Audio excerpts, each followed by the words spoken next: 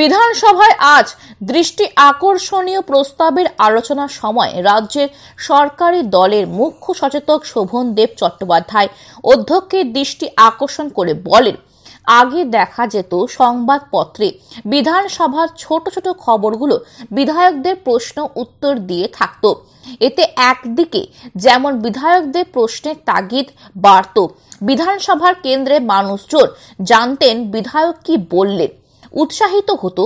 আজকাল তেমনটা সংবাদপত্রে দেখা যায় না। আমরা তো বিধানসভায় 33 বছর হয়ে গেল, টানা 33 বছর আছি। আমরা যখন এই বিধানসভায় এসেছিলাম তখন আমরা প্রশ্ন করতাম, কলিং অ্যাটেনশন দিতাম, অ্যাডজর্নমেন্ট মোশন দিতাম, বিরোধী দলে ছিলাম।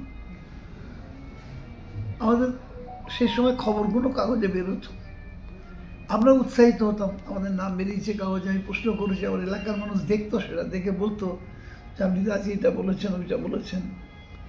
এটা একটা বিধায়ককে উৎসাহিত করে আরও বলতে। আমরা তো চাই ভালো বিধায়ক হোক।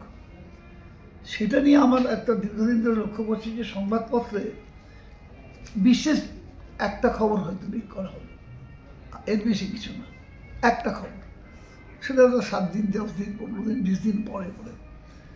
এটা যদি একটা সামান্য অংশ যদি সংবাদপত্রে থাকে, সেটা 5ম পৃষ্ঠায় থাকতে পারে, 6ষ্ঠ পৃষ্ঠায় থাকতে পারে, যে কোনো পৃষ্ঠায় একটা কলম যদি থাকে, তাহলে নতুন যারা বিধায়ক এসছেন তারা উৎসাহিত বোধ করেন, এলাকার মানুষ বোঝে তার বিধায়ক কাজ করছে।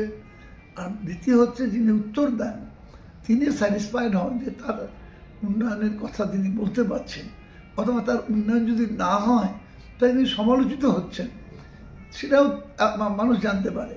এটা আমার মনে হয় সংবাদপত্রের অনেক দায়িত্বের মধ্যে এটাও একটা দায়িত্ব, কারণ বিধানসভায় সারা বাংলার প্রতিনিধিত্ব করে।